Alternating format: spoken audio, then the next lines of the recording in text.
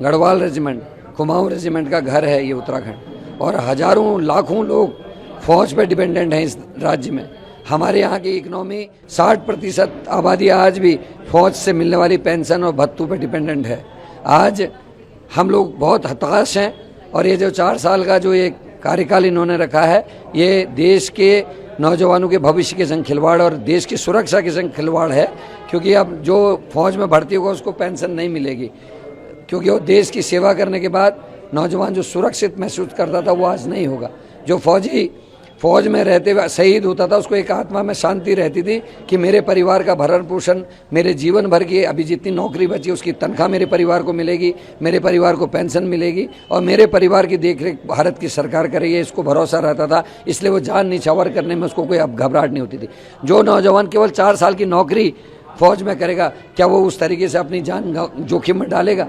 और आज फौज के जनरल से कह रहे हैं कि किसी भी सिपाही को एक अच्छा सिपाही बनने में कम से कम 5 से 6 साल लगते हैं, क्योंकि अनेक किस्म की ट्रेनिंग्स उसको दी जाती है। केवल 6 महीने की ट्रेनिंग के बाद हम उम्मीद कर रहे हैं कि वो देश की सुरक्षा में महत्वपूर्ण कदम उठा सकेगा, ये कतई झूठा है।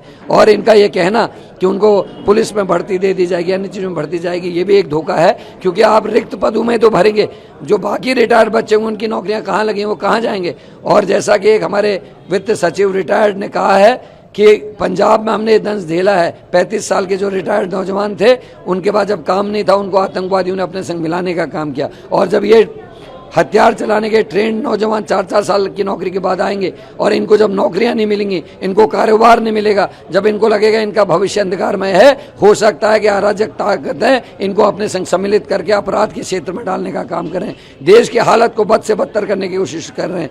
जनरल बख्शी जो बीजेपी को बचाते थे, बीजेपी के पक्ष में बोलते थे, आज उन्होंने भी इस कदम को गलत बताया है। तो आज अनेक जनरलों के मैं स्टेटमेंट देख रहा था, सब ने इस योजना को गलत बताया है। मैं कांग्रेस परिवार की तरफ से, कांग्रेस पार्टी की तरफ से कहना चाहता हूं कि बीजेपी को इस आदेश को वापस लेना चाहिए और तत्काल प्रभाव से जो नौजवान सड़कों में हैं उनको राहत पहुंचानी चाहिए। 4-4, 5-5 साल से नौजवान भर्ती होने के लिए मेहनत कर रहे हैं, प्रैक्टिस कर रहे हैं, उनके भविष्य के संग ये खिलवाड़ ठीक नहीं है। आज हरियाणा के एक नौजवान ने आत्महत्या भी कर ली, और हरियाणा का आज इनको पूरा का पूरा नेटवर्क बंद करना पड़ा है कि ताकि ये जो गृह युद्ध की स्थिति है इसको रोका जा सके।